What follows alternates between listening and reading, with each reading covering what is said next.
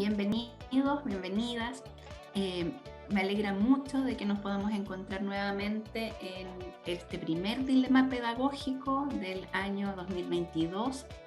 Ya desde el 2020 venimos haciendo este tipo de actividades para los estudiantes de práctica profesional, y la importancia es que los temas que se trabajen aquí son los temas que ustedes seleccionaron como requerimiento para el apoyo de su proceso de formación en la práctica profesional.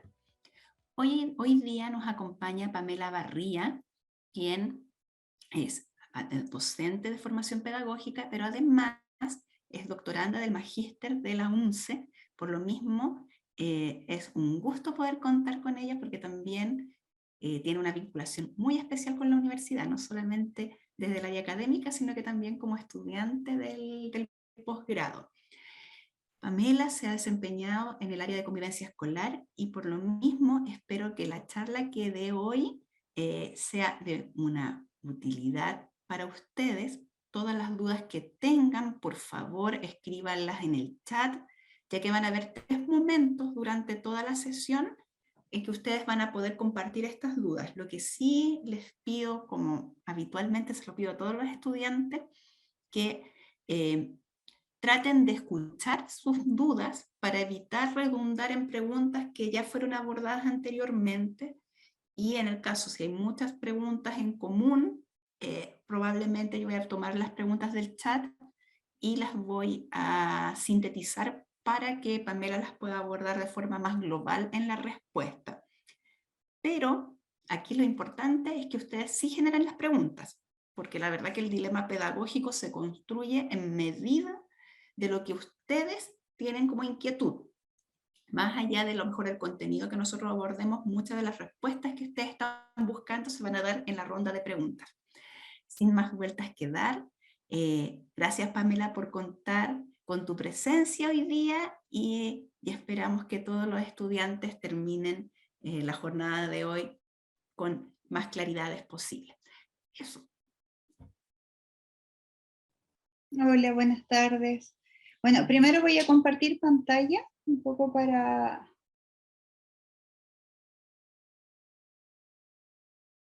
Ahí. Marcela, ¿se ve bien? Sí, Sí, se ve bien. súper.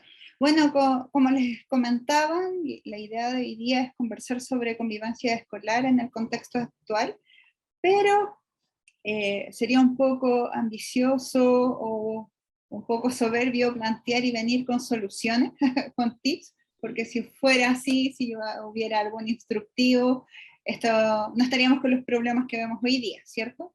Entonces la idea básicamente es compartir algunos lineamientos que nos permitan mirar el proceso de convivencia y de violencia de manera de poder contar con otras opciones, con ciertas estrategias, con ciertos ingredientes que nos puedan acompañar en nuestro contexto actual donde estamos haciendo las prácticas, ¿sí?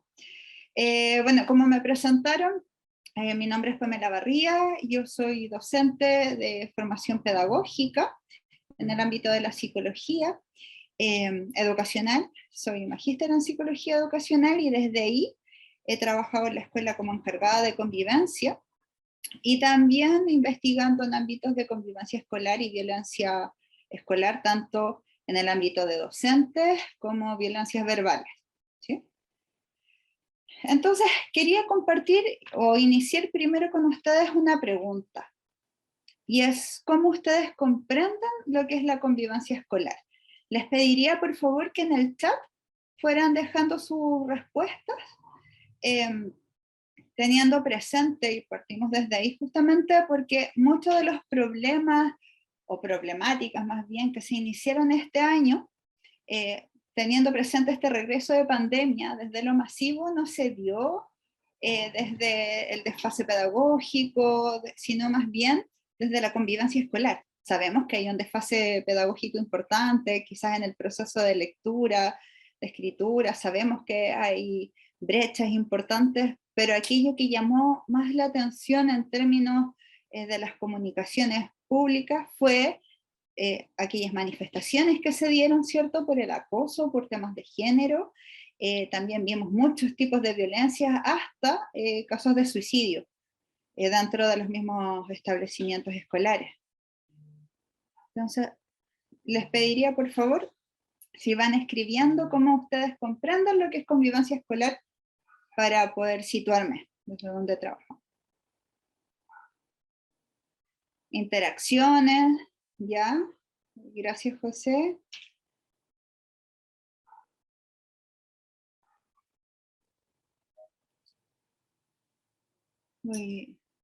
Constanza, cómo se relacionan entre todos los estamentos. Relaciones entre individuos bajo el contexto escolar.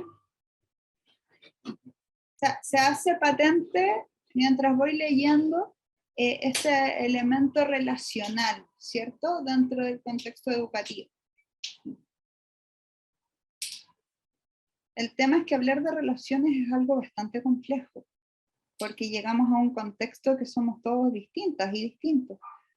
Las relaciones, bueno, mantenemos una línea entre estas relaciones, ¿cierto? El tema es que este es un contexto, mientras voy leyendo, que es relativamente nuevo para la escuela. El diario vivir. Voy a ir avanzando porque varios coinciden justamente en esta línea más bien relacional. Y justamente tenemos que hacer una revisión un poquito del contexto, porque exactamente hablar de convivencia escolar es hablar de relaciones, pero también implica hablar de otras dimensiones del concepto, ¿sí?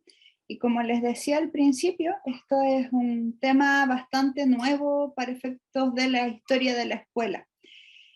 Más o menos, para que tengan referencia, en el año 96 se hace un informe que es el informe de Lords, de la UNESCO, que yo creo que varios ya lo leyeron, y ahí se plantean, bueno, aparte de los desafíos para la educación del siglo XXI, 4 pilares para la educación. Y uno de ellos es aprender a vivir juntos, aspecto que no es menor porque involucra justamente a ser partícipe de proyectos comunes y también identificar la diversidad en las personas que están en la sala de clase, y qué espacio más diverso que la escuela, ¿cierto? Y qué espacio más cotidiano que ella como para poder aprender a convivir. El tema es que con este hecho, particularmente tanto el mundo académico como las mismas políticas educativas, empiezan a generar acciones. Y esto se da desde el año 2000, por eso les digo que es reciente. Y se genera, por ejemplo, la ley sobre violencia escolar, el 2011, la ley de aseguramiento de la calidad de la educación, la ley de inclusión, pero desde el 2002 hay leyes que se llaman políticas nacionales de convivencia escolar. ¿Y por qué me detengo acá en las políticas? Porque las políticas justamente lo que hacen es que de alguna manera influencian o afectan las subjetividades de quienes son actores en la escuela. Y nos encontramos con algo muy particular, y es algo que yo creo que ya se encontraron en el colegio, que la ley de violencia escolar es una ley que emana desde el poder legislativo, o sea, sale desde el Congreso, y por ello tiene cierta obligatoriedad. De hecho, tiene un lenguaje súper judicial, y es posible hasta un proceder como si estuviéramos hablando entre abogados y abogadas. En cambio, las políticas nacionales de convivencia escolar tienen un enfoque pedagógico súper importante. Si alguno de ustedes tiene la oportunidad de leer, de hojear estas directrices, hablan de la inclusión, hablan de trabajar con un otro, los fines éticos, toda la convivencia formativa, que se aprende en convivencia, pero este aspecto no es obligatorio.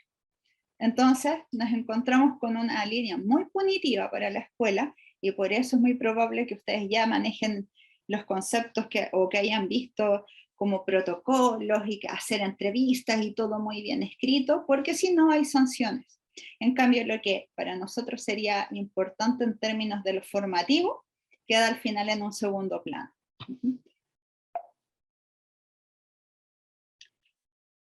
Entonces, un poco retomando, saliéndonos de las políticas, y si vamos al concepto, varios de ustedes escribían que la convivencia tenía que ver con las relaciones, y sí, tiene que ver con las relaciones, pero también se han dado cuenta que la convivencia significa muchas otras cosas. Involucra el desarrollo personal, involucra hablar de justicia social en términos de acceso, involucra hablar incluso hasta de elementos de salud mental. Entonces, o incluso de aspectos disciplinares, pero no disciplinares como desde lo autoritario, sino que también del acuerdo en normas para poder vivir en un espacio común. Entonces, ese elemento de que sean tan distintas las formas de concebir la convivencia involucra que en ocasiones no estemos hablando en la misma línea, que es como lo que pasa con la política de violencia escolar respecto a las otras políticas, van para líneas distintas, y eso hace que desde las mismas implementaciones, cómo comprendemos, cómo se evalúan, no nos pongamos de acuerdo, ¿sí? El tema es que estas diferencias también influyen en cómo voy a actuar. Digamos, de alguna manera es como la epistemología o los sentidos que están a la base. Pero sí podemos llegar a un acuerdo a pesar de estas diferencias. Y es que la convivencia constituye justamente este entramado humano que posibilita el aprendizaje. Entonces, no lo vamos a ver sí como desde un fin reduccionista que se sabe, que obviamente sí, que cuando hay buen clima escolar hay mejores resultados, sí, pero no nos limitemos a eso, porque justamente tener una buena convivencia es un derecho en sí, para quienes son parte de la escuela. Ahora, y acá cuando hablamos de convivencia tampoco nos quedamos en cierto nivel, sino que podemos ir un poquito más allá. Y eso es lo que nos propone un poco el concepto de convivencia democrática. ¿Y a qué me refiero con esto? Cuando se plantea el concepto, se visibiliza que un concepto de paz, ¿sí? Y esta paz puede ser negativa, eso quiere decir, puedo ir relacionándome con el control de la violencia, con la contención, de alguna manera con corregir conductas agresivas, pero me quedo hasta ese punto. De alguna manera podríamos decir que no es que sea una paz negativa en términos de malo, sino que ve el problema desde una superficialidad. Pero por otro lado, tenemos una paz más bien positiva, y esa sí quiere ir un poquito más allá, ¿sí? Justamente ustedes pueden ver ahí que dice ausencia de violencia, pero también lo que busca hacer es transformar las relaciones para que haya mayor equidad, para que hayan accesos en ese sentido a la educación de manera equitativa, y que son esas estructuras que impiden ese acceso equitativo los que generan violencias estructurales. Entonces, suena un poco amplio, pero podemos verlo en situaciones como generar acciones con pares, ir más allá y ver qué es aquello que está afectando la situación de la convivencia desde las estructuras. Y ahí estamos hablando de una justicia social. Entonces, básicamente, cuando hablamos de una convivencia más bien positiva, lo que estamos haciendo es también hablar del lineamiento donde se va a posicionar la convivencia democrática. Y acá lo que se plantea justamente es hablar de la construcción de relaciones interpersonales, institucionales, culturales, justas y duraderas para el acceso equitativo.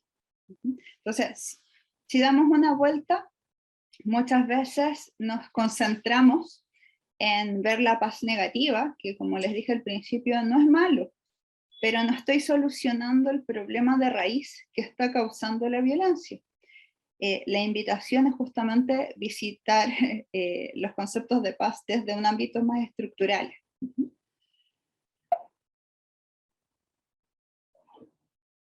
Y si quiere, acá podemos hacer una primera ronda de preguntas, Marcelo, con el concepto de convivencia. Yo creo que sí, Pamela. Preguntémosle a los chicos y chicas, ¿tienen alguna inquietud? Pueden levantar la mano, pero por Zoom, no para poder ver si alguien tiene alguna pregunta, porque al menos en el chat no hay ninguna duda hasta el momento. o bien a lo mejor los tutores también que están acá presentes pueden hacer alguna pregunta tomando en cuenta lo que han podido conversar con sus estudiantes en las reuniones de acompañamiento.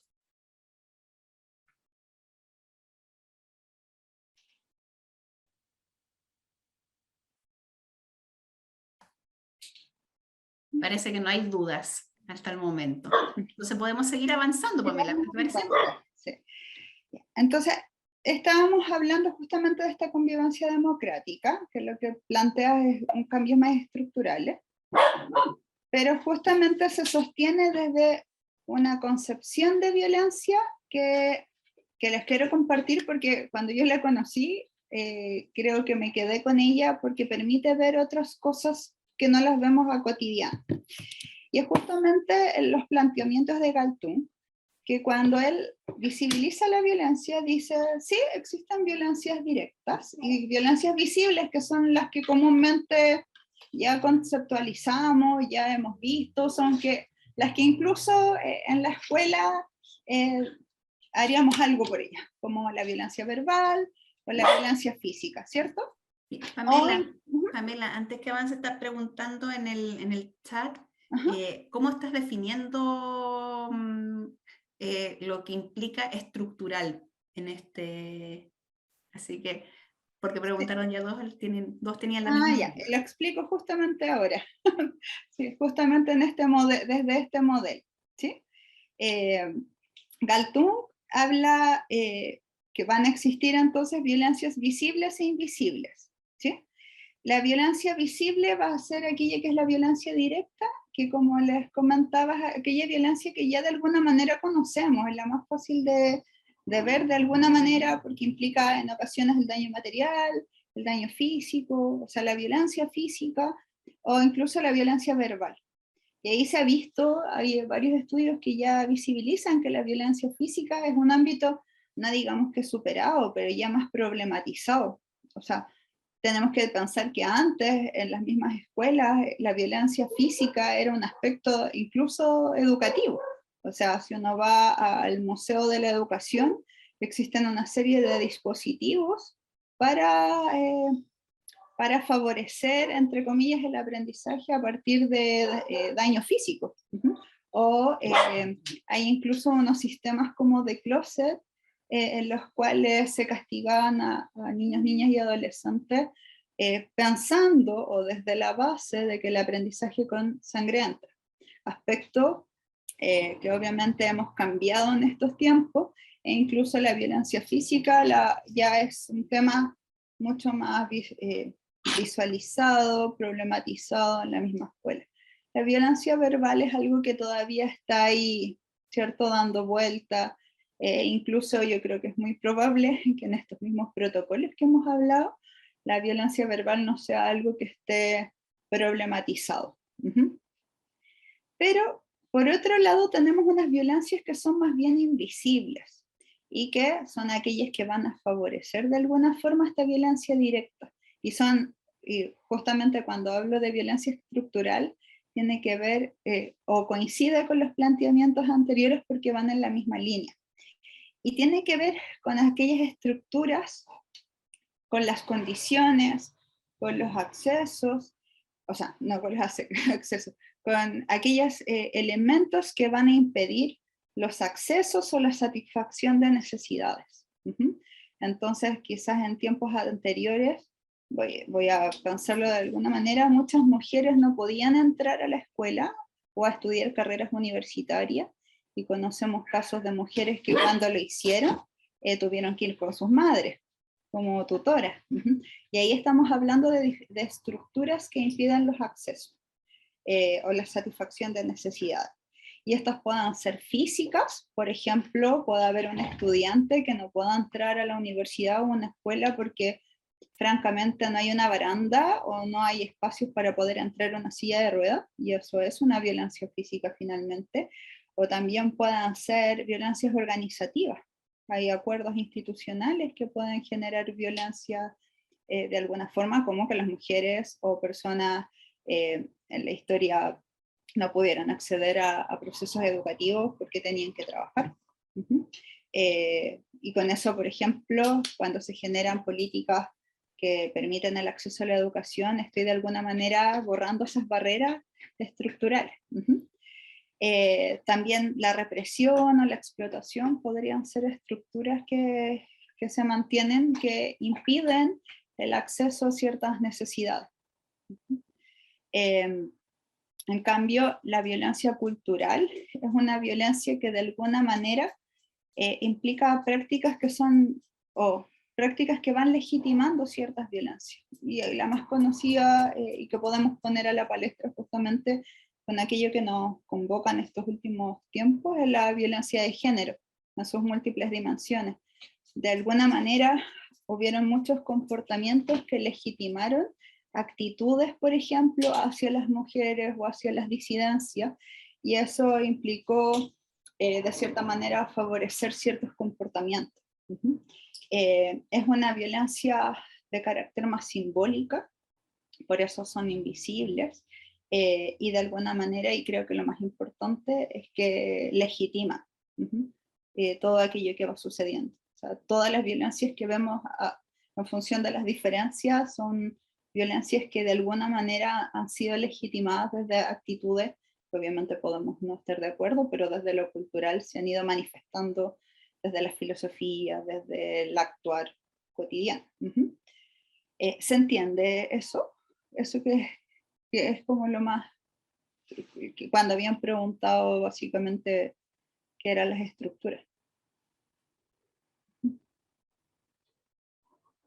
Yo creo que sí se entiende, Pamela, porque de hecho en el chat después agregan que, por ejemplo, la violencia estacional tiene directa relación con la violencia cultural, entonces se comprendió.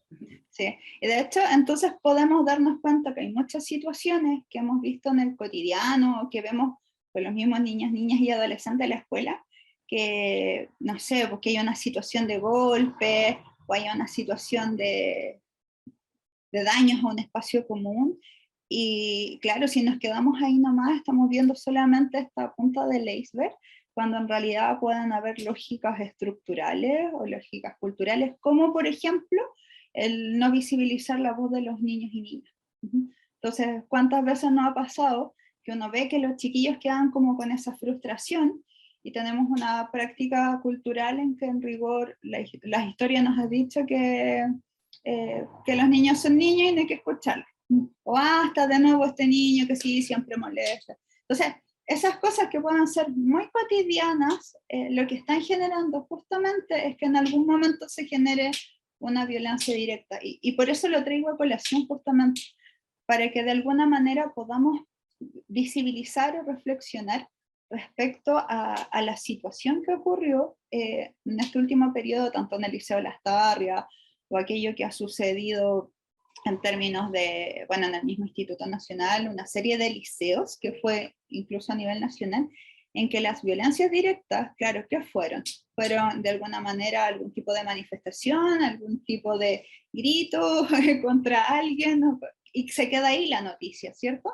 Pero tenemos violencias culturales importantes, que es finalmente cómo es el trato a las mujeres o a las disidencias, o violencias estructurales que implican que una mujer o alguien disidente no pueda ir a una clase tranquila. Entonces ahí está un poco la reflexión.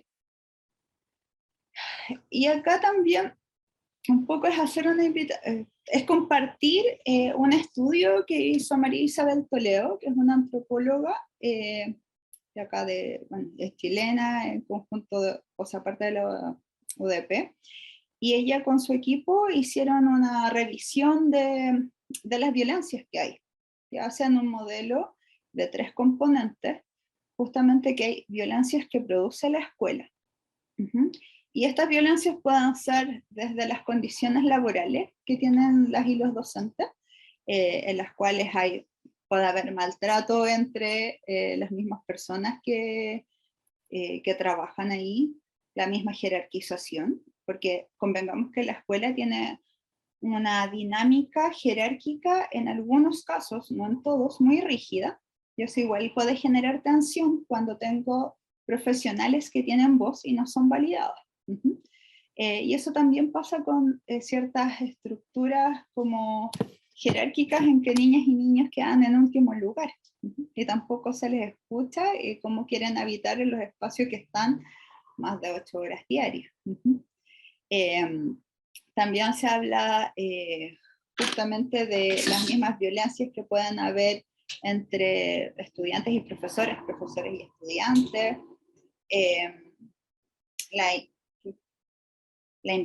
la misma violencia que hay en el currículum, la violencia simbólica, el malestar docente, el burnout. Entonces, finalmente, si vemos la escuela, a pesar de que hace esfuerzos y se han generado cambios importantes en términos, sobre todo, en las condiciones laborales de profesores y profesoras, de cierta manera, al ser una institución tan jerárquica y en ocasiones autoritaria, puede generar violencias en quienes están ahí. Pero también la escuela tiene violencias que la cruzan. Y esas violencias que la cruzan pueden ser las mismas violencias del barrio que llegan a la escuela. O sea, hemos visto muchas veces en contexto de narcotráfico que hay estudiantes que son parte de la dinámica. O sea, no necesariamente que vendan drogas, pero sí que manifiestan ciertos patrones de cuidados hacia ciertos estudiantes, o los mismos contextos de reproducir la violencia que ven en el barrio. Tenemos también violencias políticas que han cruzado la escuela. Tenemos la violencia neoliberal, esta dificultad que tenemos al contar con un sistema educativo que lo rige el mercado prácticamente, y eso en términos de estructura sabemos que impide un acceso equitativo a la educación. También tenemos una violencia urbana, una violencia intrafamiliar. Entonces, en rigor, la escuela tampoco se le hace fácil convivir en un espacio donde ya existen muchas violencias y que van a la escuela y en algunas ocasiones la permean, ¿sí? Porque la escuela no tiene murallas rígidas en que de aquí no pasa nada con respecto de lo que está afuera, sino que la escuela tiene que ser un espacio permeable y que pueda generar acciones en torno a ello.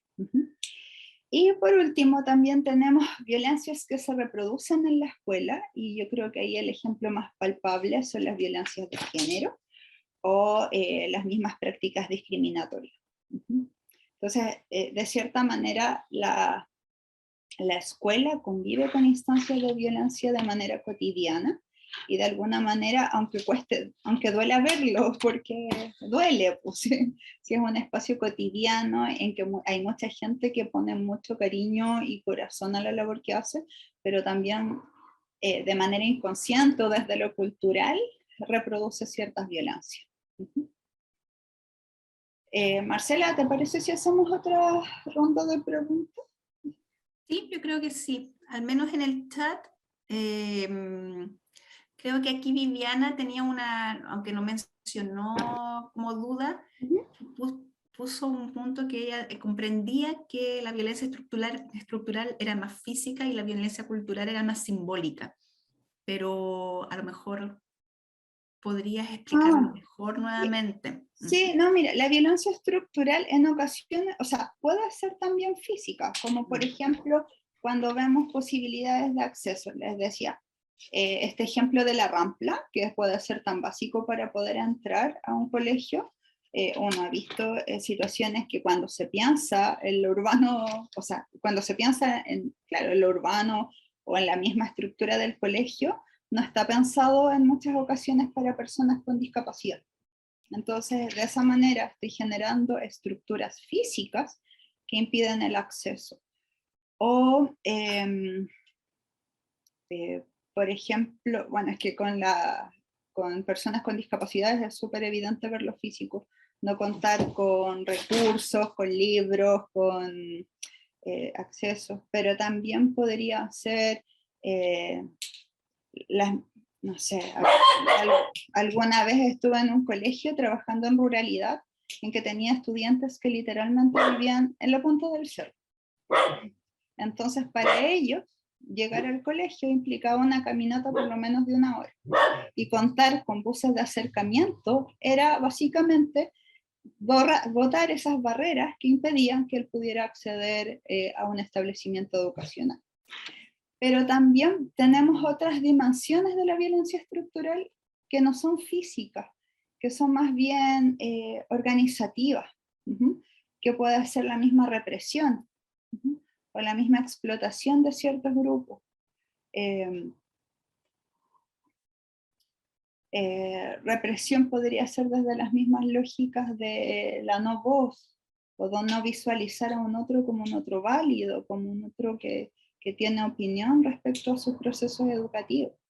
Entonces es también ver cómo conceptualizamos la visión de infancia o de adolescencia. O, por ejemplo, pasa muchas veces, no, es que son adolescentes, y ninguneamos de alguna manera procesos emocionales que de verdad se vivencian dentro de la etapa. O sea, justificar dentro del desarrollo o desde aspectos más hormonales cambios importantes también es una violencia que de alguna manera deslegitima como procesos válidos de la adolescencia en sí. Montserrat Páez tiene una pregunta que quizás a lo mejor, más que leerla yo, me gustaría que ella a lo mejor la leyera o la comentara, porque creo que puede ser interesante el abordaje. Montserrat, ¿puedes abrir el micrófono?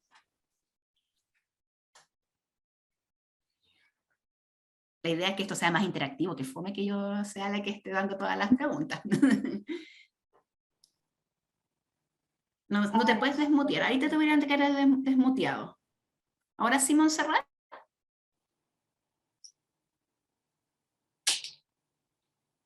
Tampoco. A ver, vamos a pedir nuestro apoyo. Sí.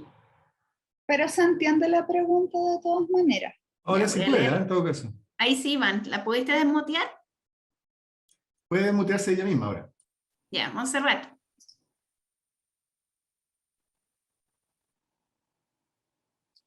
Parece que tiene problemas con su micrófono. Ah, no la deja, pucha. Bueno, yo voy a leer la pregunta entonces, Montserrat. ¿Qué se puede hacer con esos casos de violencia estructural donde no están los recursos mínimos para hacer clases? Sí. Bueno, hay aspectos, hay quienes planteaban en algún momento que hay ciertos puntos hasta donde podemos llegar, ¿cierto? No nos podemos hacer cargo de todos dentro de la escuela, y eso es lo que pasa generalmente en la práctica, que queremos como adoptar a todos, hacernos cargo de todo, y hay que ir paso a paso. Hay muchas cosas que tienen que ver más con gestiones que con el mismo acceso a recursos. Actualmente la escuela municipal o subvencionada cuenta con una serie de políticas que se pueden gestionar como la ley CEP, y justamente se pensaron en torno a estas dificultades de acceso que podían contar algunos grupos. Entonces, con esos recursos que son de libre disposición, pero de alguna manera atados a los resultados del CIMSE, en cuanto a la autonomía de los mismos, se pueden generar cosas. Ahora, ¿cuáles son es que sería importante como discutir sobre cuáles son aquellos elementos que no se pueda hacer clase? Porque de alguna manera, ¿qué se puede hacer en estos casos de violencia estructural donde no están los recursos mínimos para no hacer clases? Claro, es que no sé a qué se refiere con recursos mínimos. Si se refiere a las condiciones de los estudiantes, que muchas veces sucede que hay niños y niñas que no cuentan, por ejemplo, con el desayuno.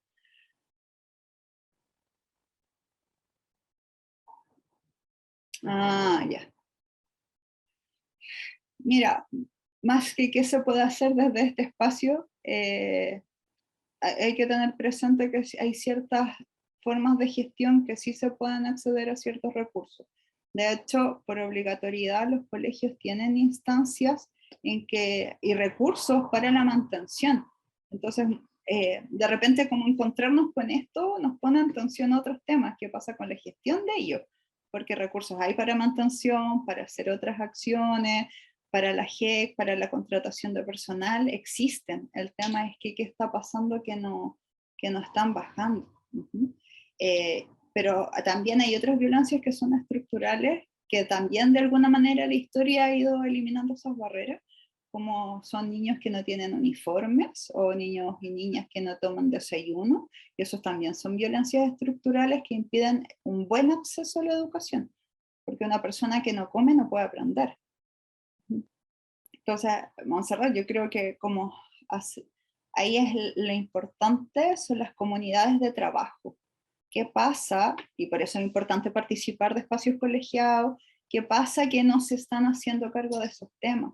Y ahí va a espacios colegiados desde niveles mayores a las mismas organizaciones entre los colegas, porque algo está pasando ahí, ¿no?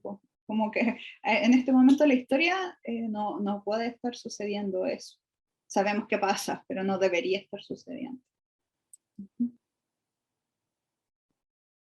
Sobre la misma duda, Jorge nos menciona cómo ayudar a los distintos actores de la comunidad educativa a identificar y generar estrategias de solución. Una de las acciones es colegiarse, ¿sí? Pero a lo mejor sería bueno que quizás también dar otras luces de qué estrategias puede generar los distintos actores. Sí. Mira, voy a irme a otra línea, pero que no es muy lejos, pero justamente cuando uno trabaja en programas de integración escolar o ahora que apuntan a inclusión, uno lo primero que llegaba a hacer era procesos de sensibilización.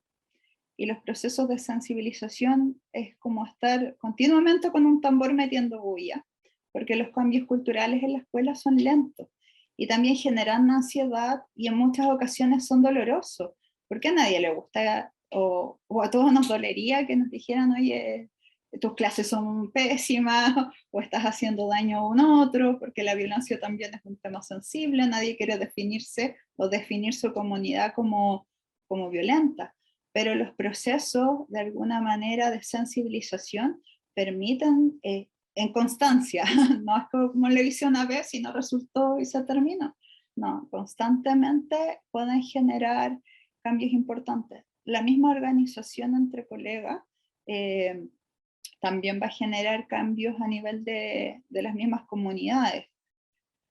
De todas maneras tengo algunas propuestas más adelante, pero como para no quedarnos solamente en lo teórico, ¿sí? Así que ahí podría compartir un poquito más y si no,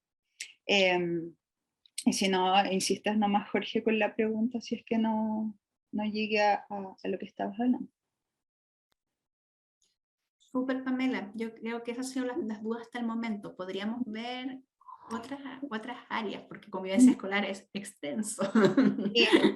Y claro, y como les decía al principio, hablar de convivencia escolar involucra también en algunas líneas hablar de un desarrollo socioafectivo, pero en otras líneas, que sería el otro lado del continuo, podemos hablar de justicia social.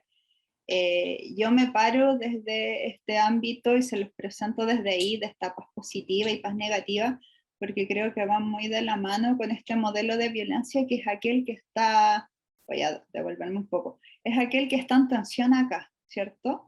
El visibilizar aquello que está sucediendo es un gran paso y por eso hablamos de la sensibilización, el cuestionarnos que es algo que ha pasado dentro de este último periodo, cuestionarnos que el piropo es algo que culturalmente puede afectar a un otro, ha sido un punto de tensión, pero es un punto importante de poner en la mesa para dar cuenta que puede ser una violencia para alguna persona. Hay gente que lo relativiza, pero no sabemos a quién lo puede considerar de esa forma, porque ha sido legitimado. Por eso digo que hay personas que pueden que no le moleste, pero es que históricamente fue legitimado. Y que es parte de la violencia simbólica en sí, como hacer como que no me afecta, pero en el fondo sí están ocultas aquellas desorganizaciones que se sienten propias de la violencia. Bueno, yo lo que traía a colación son algunos lineamientos como propuestas para hablar de, como les dije, no vengo acá con una propuesta que va a solucionar todo, porque así no es, pero sí hay ciertos lineamientos que podemos considerar. Y uno es visualizar quiénes son los actores en estos espacios de violencia. Y al principio, cuando se habló de bullying, que es un tipo de violencia en particular, porque hablamos que existen muchas, al principio se hablaba como de un proceso muy psicologizante en que había que ver quién era el agresor y quién era el agredido. Y se quedaba ahí. ¿Sí? Pero justamente cuando se incluyen a los otros u otras quienes observan, se vio que se generan cambios importantes. Porque son ellos y ellas quienes pueden hacer un corte y un cambio porque básicamente no están legitimando procesos de violencia constante. Entonces, las nuevas acciones que se están generando es responsabilizar, hacer partícipes de estos procesos de violencia que se están generando. Y aquí por eso tengo esta frase que está dentro de un programa español que en los baños pegaron muchas frases, que dice: si se burlan de un compañero no me río. Y que puede hacer una acción súper pequeña, pero básicamente es una acción que está haciendo que no se active una cadena de acciones en que validan un comportamiento violento, entendiendo también de que existe una dinámica de violencia en sí. Pero también estos letreros tan chiquititos, también uno los puede ver en instancia en el trabajo. O sea, en el trabajo docente está muy legitimado como una práctica cultural, que es una violencia cultural, el hablar mal del otro u otra. Entonces, ¿cómo llego después a la sala cuando yo estoy haciendo esas mismas prácticas dentro de la dinámica como profesor o profesora? Entonces, también es necesario hacer ciertos quiebres culturales, como ser, ¿cómo decirlo?, partícipe de una instancia de violencia. Yo soy también responsable de eso, aunque no sea quien hace la burla o quien dé el golpe, o quien no esté grabando el video, que es otra de las lógicas que pasa. Lo otro, y lo más importante, yo creo, y que ha sido una de las propuestas dentro de los lineamientos de la convivencia democrática, es visibilizar el conflicto, no arrancarse de él. Estamos como acostumbrados como cultura de alguna manera que conflicto es una palabra mala, y conflicto en rigor puede ser dos puntos en tensión. Yo puedo entrar en conflicto desde que voy a comer de 11 hasta conflictos mucho más grandes, como son las guerras, que tienen que ver con dos puntos que están en tensión porque no se encuentran, básicamente. Entonces, ¿qué hacer en el recreo? Puede ser un conflicto, o cómo solucionar, o a dónde ir de paseo, el tema del polerón. Pueden ser conflictos muy cotidianos, pero si empezamos a enseñar cómo se resuelven desde lo cotidiano, desde el día a día, en el encuentro con el otro, vamos a ver que conflictos que son más grandes ya va a estar habituado a la posibilidad de su resolución. En resoluciones hay varios lineamientos, ¿cierto? Hubo un tiempo, más o menos como en los 2000, que estuvo muy en boga el tema de la mediación escolar, y que se entrenaba a varios chiquillos en la escuela con ciertas habilidades para poder acompañar un proceso de diálogo en los cuales se generaba una dinámica en que estaban las partes involucradas más esta figura de mediación. Entonces se permitía el diálogo entre ellos, y aparte luego lograban buscar un acuerdo, pero en base a este tercero. Eso es una forma en que se debe validar a estas personas como un agente externo, pero en esas situaciones lo más válido es que no haya violencia de por sí. Si hay una situación de violencia, no puedo llegar a una mediación. Sería un absurdo, y es algo que pasa muchas veces, en que voy a trabajar el bullying con mediación. Y en realidad tengo una persona que está en una diferencia de poder importante. Hay otras situaciones que podría arreglar desde la mediación en sí. Otra instancia también podría ser enseñar procesos de negociación. Y la negociación implicaría justamente que son dos partes que no necesitan un tercero para ponerse de acuerdo. Pero para eso necesito también el desarrollo de habilidades interpersonales. Pero tengamos presente también que la carrera docente, el trabajo de docentes, implica un modelo súper importante para niños y niñas. Entonces, no puedo decirles que no puedo decir los problemas no se solucionan gritando. Entonces, tengo que, desde ciertas instancias formativas, y continuamente, porque no es algo que pare, generar desarrollo de habilidades para que mis niños y niñas puedan hacerlo también en la sala de clase. Y esas habilidades interpersonales apelan justamente a la asertividad, a ser capaz de decir las cosas sin llegar a instancias más agresivas o más bien pasivas, y existen ciertas técnicas justamente para eso, que son muy sencillas, como el tema de visibilizar la necesidad de un otro, visibilizar mi necesidad y en función de ello llegar a un acuerdo. Y es algo que se puede ejercitar, que al principio, sobre todo cuando uno lo plantea en cursos de habilidades interpersonales, me dicen, no, eso es como que puede ser tan sencillo, que les resulta tan difícil, pero resulta que es algo que hay que practicarlo en el cotidiano, verse uno, porque muchas veces uno se pasa a llevar, pero también ser capaz de interpretar cuáles son las necesidades de las otras personas. Y ahí una tercera habilidad personal sería justamente la escucha activa. Y esto yo sé que es difícil, sobre todo en un mundo que todos están corriendo, pero es necesario escuchar al otro no solamente desde lo que habla, sino desde el lugar donde está hablando, desde su cuerpo, desde sus necesidades. Y eso es algo que también es fruto de que puede generar mucha violencia, el no visibilizar a un otro como una persona válida. Y eso creo que de cierta manera puede ser grave para efectos de las violencias, pero básico de solución. Y en tercer lugar, la empatía, que va muy de la mano de esta escucha activa, ¿cierto? Tratar de acercarme a la realidad de un otro u otro. Y yo creo que es muy probable que en sus mismas instancias de práctica logramos comprender, no necesariamente justificar, pero comprender muchas de las acciones de nuestros estudiantes en función, solamente con detenernos a hablar con ellas y ellos. Y ese espacio es súper valioso y estoy muy segura, porque lo he visto con estudiantes que les han tocado hacer prácticas, que es muy probable que les pasen a aquellos niños y niñas con aquellos que tienen más problemas para aprender o más problemas para tener alguna dificultad en términos de convivencia, y ustedes se acercan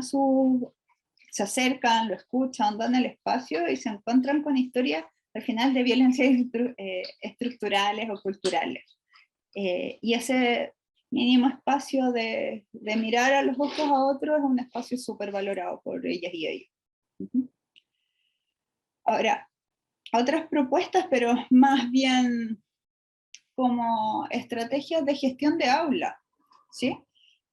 Nos encontramos con acciones que podemos hacer, quizás no ahora en esta instancia de práctica, quizás sí, pero existe un dispositivo que se llaman las comunidades de curso.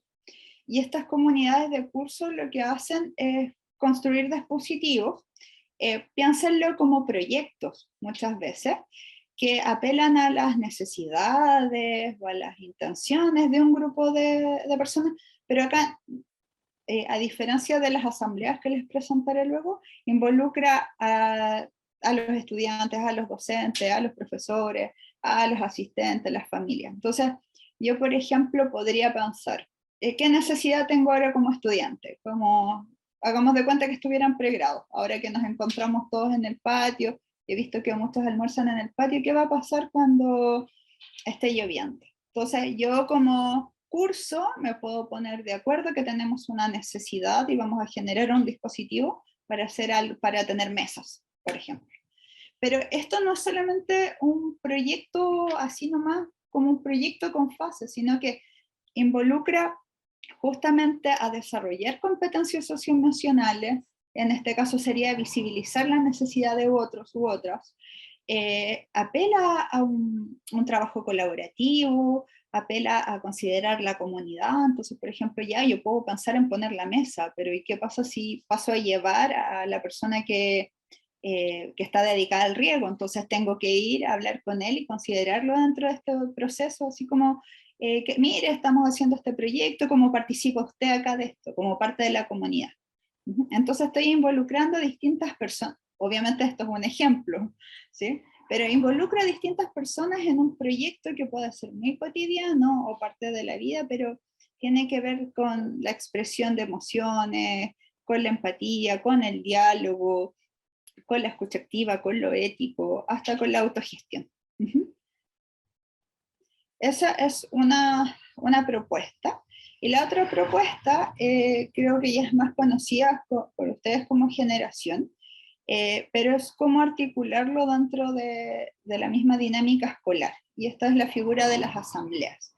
Y las asambleas es prácticamente un espacio público, que puede ser muy cotidiano en la sala de clase.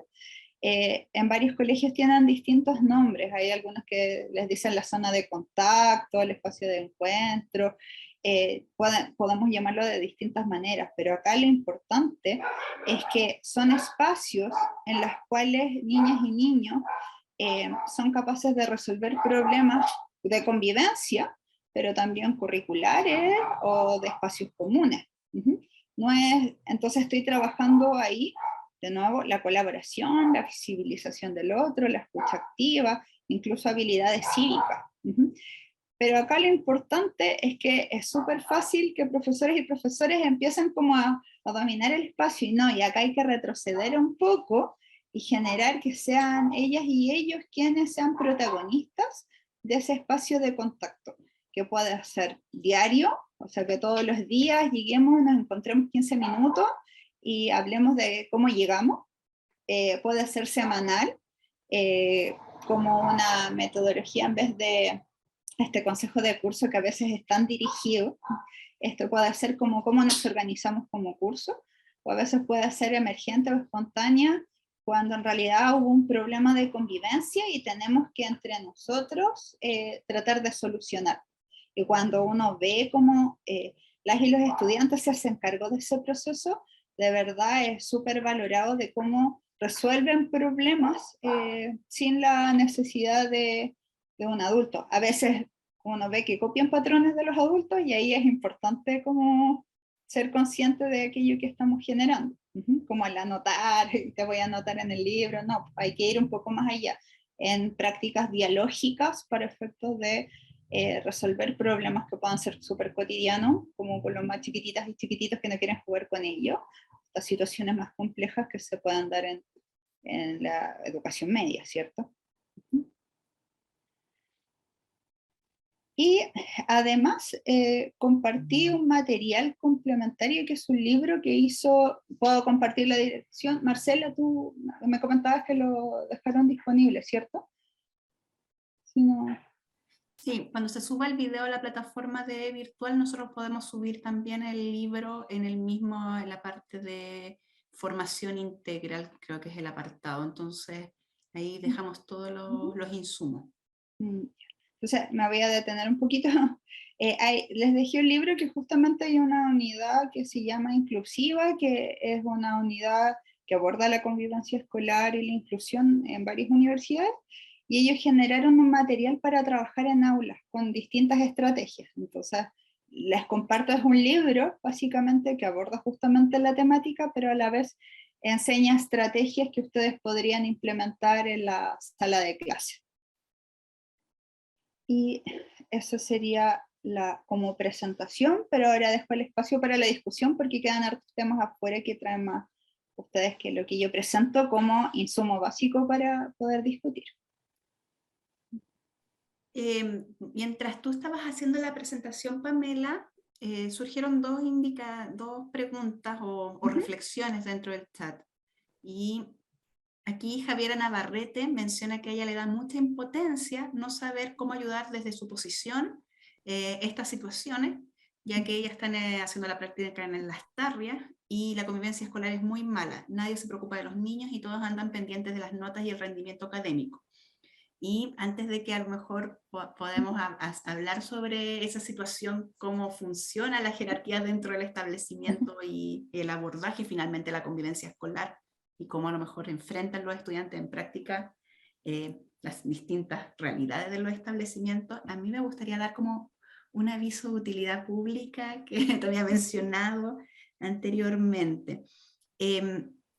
La Coordinación General de Práctica, de forma conjunta con el Centro de Acompañamiento, está diseñando un taller que es efecto de la pandemia en nuestra práctica profesional. Entonces aquí yo creo que todos los estudiantes que se están sintiendo bastante agobiados en el proceso de práctica, específicamente de cómo está impactando la pandemia en la misma convivencia escolar, cómo ven ciertas estrategias, esa instancia va a ser una instancia en que ustedes se pueden matricular, va a ser a partir de mayo, y la idea es que participen. Los que se sientan más agobiados, ya les manifestamos que también va a haber esta segunda instancia a cargo del centro de acompañamiento para su proceso de práctica profesional.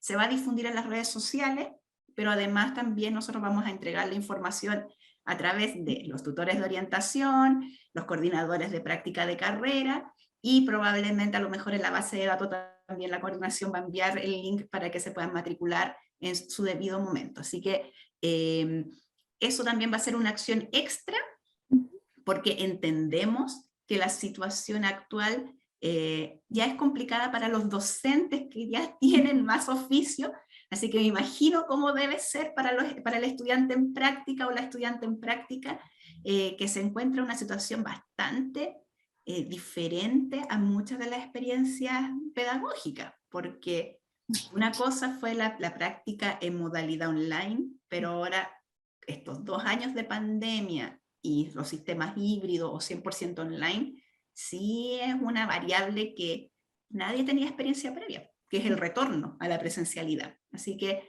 esa otra acción va a ser apoyo para esta sensación de impotencia que a lo mejor manifiesta Javiera, y que también Montserrat también lo menciona en algún momento dentro de su reflexión dentro del chat. Así que ahora, Pamela, te cedo la palabra, espero que te sirvió el aviso de utilidad pública. No, ahí un poco es tener presente dos cosas. Sería más problemático de alguna manera que no nos pasara nada con aquello que está sucediendo. También podríamos decir que otra propuesta es justamente este desarrollo emocional, ¿cierto? Y tenemos un problema porque justamente en la formación educacional, o sea, emocional que hemos tenido, que es prácticamente autogestionada, se nos ha dicho que la rabia, que el miedo, que la ansiedad fueran malas. Y no necesariamente son así.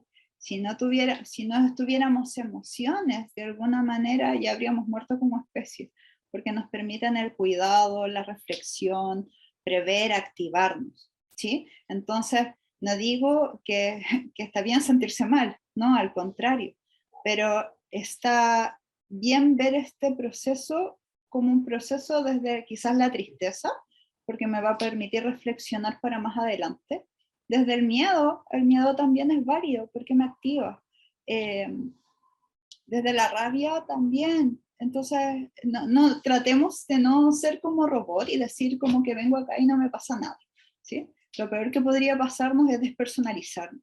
Y de hecho, existe un tipo de estrés que se llama burnout, que una de sus manifestaciones es justamente que nos empezamos a aplanar. O sea, es tanto nuestro nivel de estrés que nuestras relaciones sociales, porque se da justamente con trabajadores en ámbitos sociales, que ya nos aplanamos, no nos sensibilizamos con las cosas. Entonces, en primer lugar, eso es un aspecto. En segundo lugar, claro, nos encontramos con distintos colegios, con distintas culturas también, pero que también en este último proceso se han puesto en cuestión, sobre todo a propósito de la pandemia, que puso el tema emocional tan en la palestra, de qué sirve estar con tantos ramos académicos si no estamos aprendiendo a convivir. Y por eso también traía estos dispositivos de clase, que la asamblea es algo que puede ser súper cotidiano, súper sencillo, no necesita nada más, incluso hay algunos que el cambio de espacio, como tirar ¿cómo se llama? Una alfombra y sentarse en el suelo, genera cambios importantes, genera la acogida, la escucha. De repente generar estas mismas instancias de escuchar a un otro, de escuchar el estrés que tienen niños y niñas, no, créanme que genera bastantes cambios. no podemos cambiar el mundo, que es lo que pasa generalmente cuando estamos en procesos de práctica que queremos hacernos cargo de todo. No podemos, pero sí podemos hacer cambios pequeños, ¿sí? Hay varias actividades, pero hay una en particular que a mí me gusta mucho, que es hacer sociogramas, que son gráficas de los espacios, y reconocer, por ejemplo, cuáles son los espacios que son más gratos, cuáles son aquellos espacios que puedan ser más atemorizantes para quienes son parte de los establecimientos. Hay lugares donde no vamos, ¿cierto?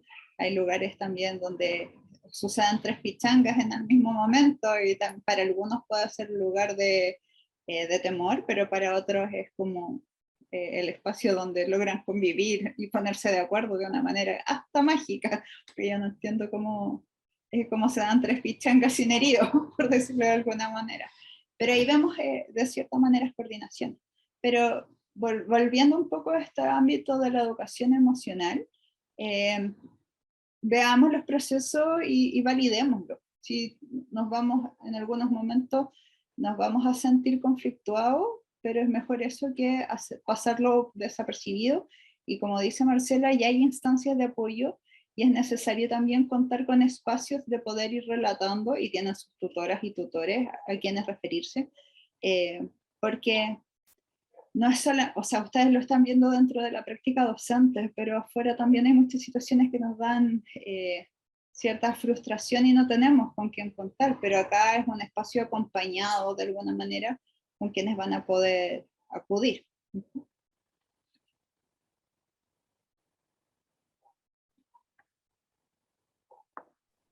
Y también yo creo que es importante tener presente que la práctica es un proceso de aprendizaje. O sea, ustedes, la verdad que hoy en día sería maravilloso que uno tuviera todas las estrategias en la práctica. Pero la verdad es que esas estrategias también hay un tema de oficio. O sea, todos los profes pasamos por temores al principio. O sea, no hay profesor que sienta de que se le hace fácil abordar la diversidad que hay dentro de la sala de clase, pero en medida que ustedes lo dialogan, la verdad es que se hace mucho más fácil el camino. Y es ahí cuando hay distintas estrategias. O sea, ojalá que existiera un para decir, este es el camino para abordar todas las problemáticas de convivencia escolar. Pero la verdad que el trabajo mancomunado sí es una muy buena estrategia. O sea, en medida que ustedes tengan posibilidades de dialogar con los equipos de trabajo dentro del establecimiento, probablemente van a poder mejorar su estrategia. O sea, sería maravilloso de que todo en educación fuera un articulado que funciona como reloj.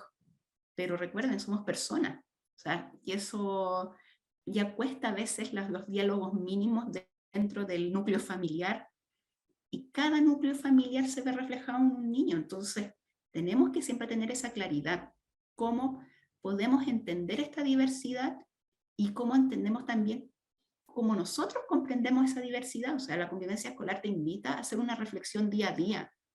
¿Qué tipo de profe quiero ser yo? O sea, aquí es importante también ustedes que sacan esas preguntas. O sea, no solamente miren el conflicto como algo negativo, sino que veanlo como una oportunidad, que el conflicto sí también es una oportunidad.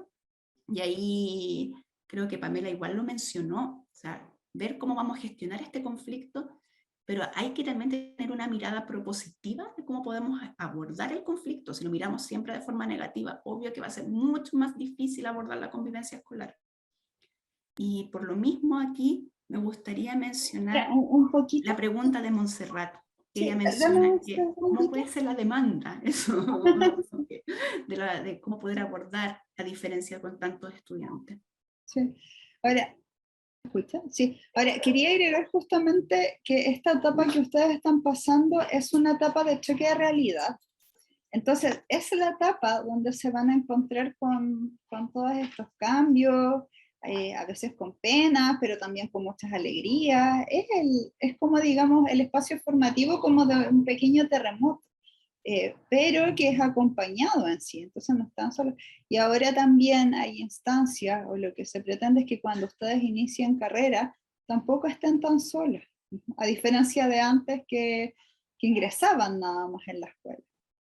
Hay ahora procesos de mentoría, entonces porque se entiende también que no es un espacio fácil de llevar, es un espacio de aprendizaje. Ahora sí. Aquí Francisca, como tutora, también nos menciona que algunos profesores en formación han manifestado preocupación por los estudiantes de diferentes cursos que se sienten tristes y o frustrados, lloran o se taiman y no quieren estar en clase. Y eso no deja de ser un efecto de la pandemia, pues si al final de cuentas tuvieron 2 años no estando tampoco en colegio. Sí, sí, y ahí un poco quizás es cómo hacer un proceso de transición y cómo acompañar este proceso que no fue menor. Aparte que hubieron muchas violencias estructurales en términos de acceso. O sea, hay colegios donde el 40% nomás tuvo acceso a clases. Y eso no es menor y nos vamos a encontrar entonces con diferencias curriculares que ya que podrían alejar a un estudiantado de un proceso armónico de aprendizaje. Pero había una pregunta que habías hecho respecto a la diversidad. Y hablar de diversidad también es un fenómeno, entre comillas, reciente para la escuela. Entonces, y sobre todo pasa con el dispositivo, o sea, con instancias de pie, que culturalmente se empezó a categorizar estudiantes, pero siempre hubo diferencias. El tema es que ahora las problematizamos, las visibilizamos, pero también hay más acceso a otros grupos que no tuvieron acceso antes. Y eso hay que verlo también como una oportunidad. En algún momento las escuelas, sobre todo de educación media, fueron solo para una élite, y ahora ustedes pueden convivir y trabajar en torno a ciertas poblaciones que antes no tuvieron acceso a ello. Entonces volvemos a hablar de esta paz positiva, de cómo favorecer su permanencia y su bienestar en un espacio educativo.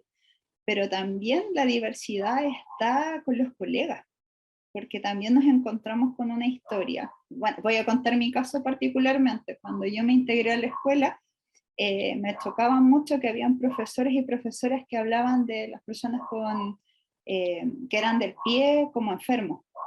Y yo la verdad me sentía súper ofendida, porque decía, pucha, mis chiquillos no son enfermos, y, o bueno, que eran flojos, pero me voy a detener ahí con el enfermo. Pero también hay una historia y hay que posicionar desde la historia desde donde se comprenden los conceptos.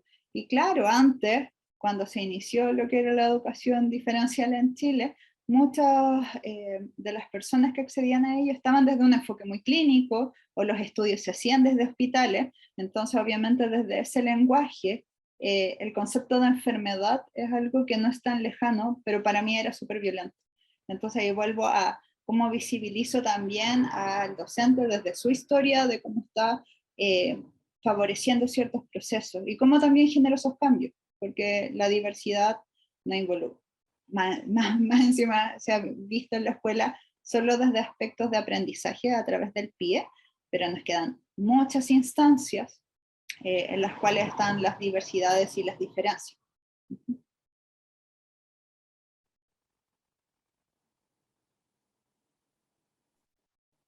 Pamela, yo creo que no hay más dudas más allá de lo que han mencionado en el chat las estudiantes o los estudiantes que cómo se sienten en ese nivel de sobrepasarse. O sea, creo que en la educación es bueno de repente sentir ese tipo de emocionalidad. O sea, nunca olviden eso. O sea, somos personas, no somos robots.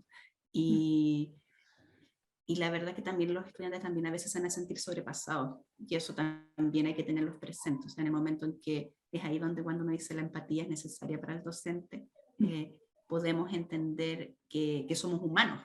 Entonces, es bueno tratar de entender lo que nos sucede, y también es bueno tratar de gestionar esta emocionalidad en algún momento. Yo no tengo nada más que agregar, Pamela. No sé si hay alguien que quiera mencionar algo.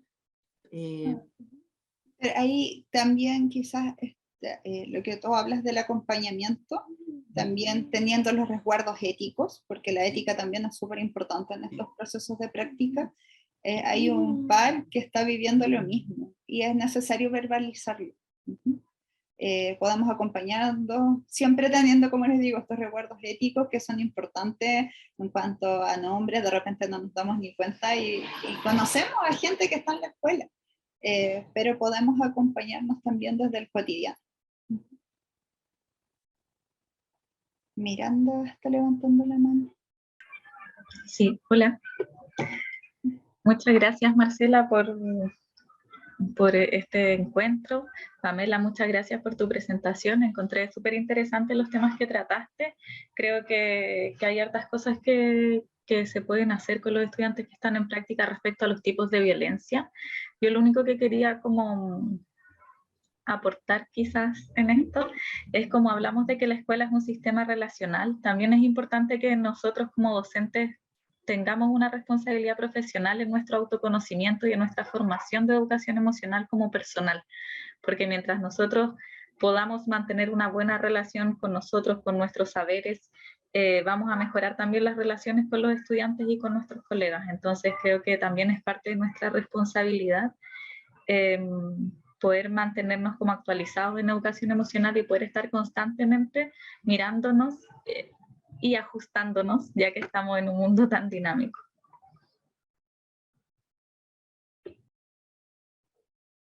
Justamente.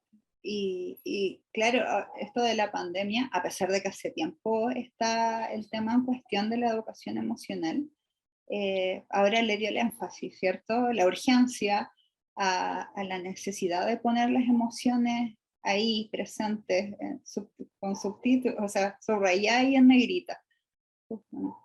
Pero ahora, no es un proceso que solamente le corresponda a la formación de pregrado, es un proceso que es continuo, o sea que constantemente tengo que estar viendo qué está pasando, cómo estoy procediendo, y ahí, bueno, en este tiempo post pandemia, el tema de la terapia al fin se naturalizó, y hay momentos en que hay que acudir y debería ser parte de la cotidianidad y ser accesible, y ahí tenemos otra violencia estructural, que son los accesos a la salud mental, que no es menor, y ahí agrego justamente lo que dice la colega de continuar con un proceso constante de estarse revisando, de ser críticos con uno mismo también.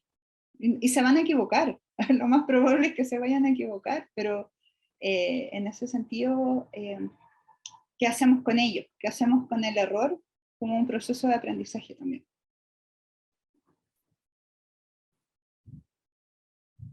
Gracias, Miranda, por tu aporte. Sí, yo creo que nos cuesta poner ese tema dentro de cómo nosotros como docentes también cuidamos nuestra salud mental, porque todos los que trabajamos con personas debemos tener presente eso. O sea, no es menor, porque finalmente el contacto con otro es un tema que uno tiene que estar mentalmente bien para poder trabajar bien en la sala de clases. O sea, no es, eso es difícil que a lo mejor si uno emocionalmente está mal, pueda hacer un buen trabajo con el resto. Así que, chiquillas, chiquillos, la verdad es que Convivencia Escolar invita siempre a hacerse varias preguntas, y eso yo creo que es vital que ustedes se lleven al menos hoy día como una de las reflexiones. Así, pregúntense, ¿qué les sucede a ustedes con esto? ¿Cómo creen que pueden abordar? Prueben distintas estrategias. Material, hay un montón de material de verdad en torno a cómo mejorar estrategias de convivencia escolar o de diálogo dentro de la sala de clases, porque a lo mejor ustedes no, quizás no van a llegar a una gran estrategia, pero sí a lo mejor van a poder hacer pequeñas acciones de mejora de diálogo. Entonces, eso es lo que tienen que tratar de buscar, caminos que les sean acordes a ustedes. O sea, a lo mejor ustedes son quizás, su personalidad a lo mejor puede ser mucho más mesurada, y quizás a lo mejor no van a hacer estrategias que sean tan lúdicas, pero sí acordes a su forma de trabajo. Otros que sean más lúdicos quizás van a buscar caminos más experimentales en torno a cómo resolver convivencia escolar y poder generar una buena convivencia escolar dentro de la sala de clase.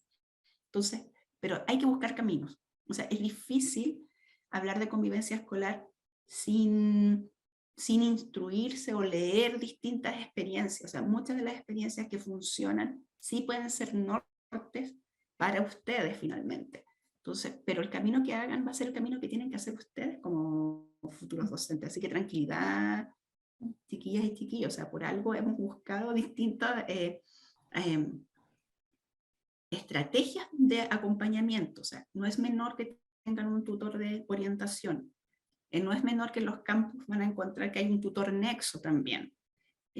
También su tutor de especialidad, su tutor de mención, lo que estamos haciendo con el centro de acompañamiento, los dilemas pedagógicos, que este no es el único dilema pedagógico que vamos a tener. O sea, durante el semestre, cada mes van a encontrarse con un dilema pedagógico. Las semanas de inducción, o sea, se buscan distintas estrategias para que ustedes también puedan desplegar un proceso de práctica muy acompañado. Entonces, tranquilidad, la verdad es que estamos recién comenzando y siempre el comienzo es el más difícil. O sea, eso siempre lo hemos visto en todas las prácticas profesionales. Sus inquietudes son de cada semestre, son relativamente similares y son las mismas angustias. O sea, a mí me encantaría que llegáramos a práctica profesional y que no existiera la angustia, pero la verdad es que sí nos encontramos que una y otra vez hay angustia en este proceso y se entiende.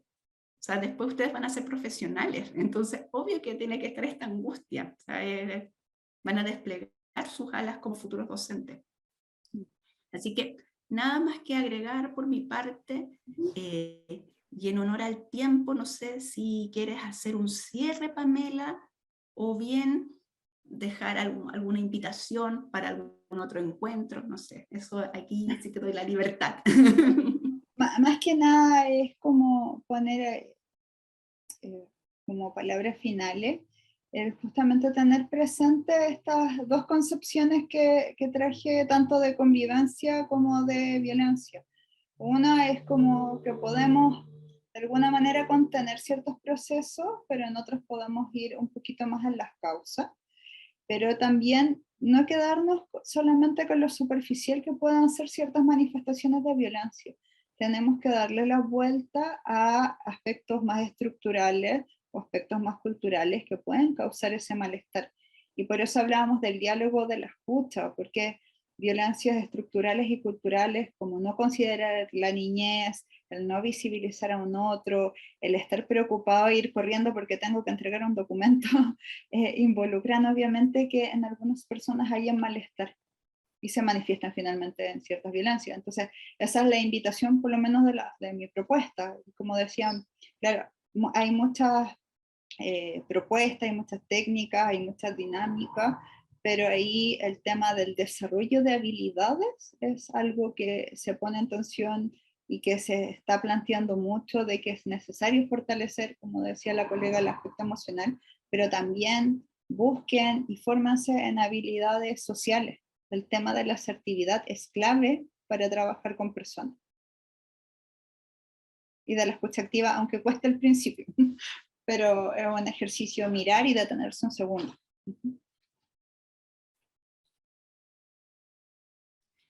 Muchas gracias, Pamela, por el aporte que nos has dado y yo estoy segura que los estudiantes lo están agradeciendo. No tenemos nada más que agregar por hoy día. Tomen todas las posibilidades durante este semestre que se pueda gestionar desde la Coordinación General de Práctica y nos vemos en el próximo dilema pedagógico y yo espero que se vean con sus tutores prontamente esta semana o la próxima, porque como bien dijo Francisca, la próxima semana a nivel nacional hay jornadas de reflexión en torno a convivencia escolar en los colegios. Entonces, la idea es que ustedes también participen, o sea, intégrense, vean cómo aborda el colegio la convivencia escolar. Así que nada más que agregar. Muchas gracias, Pamela, por tu participación y espero que nos colabores en otra oportunidad porque siempre faltan manos de apoyo en este proceso. Así que muchas gracias. No, gracias a ustedes por la invitación también. Para mí es importante trabajar este alineamiento desde la convivencia y no quedarnos solo en la norma por la norma.